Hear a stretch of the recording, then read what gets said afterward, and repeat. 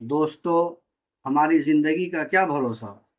اگلا عاشورہ ہمیں نصیب ہو یا نہ ہو، اس لیے آج کے اس دن کو روزے، توبہ و استغفار، قرآن کی تلاوت، خیرات اور اللہ کی یاد میں گزاریں۔ آج اپنے وقت کو فضول باتوں، بے مقصد ادھر ادھر گھومنے، گناہوں، جھوٹ اور غیبت اور ہر اس کام سے بچائیں جس سے اللہ رب العزت ناراض ہوتا ہے۔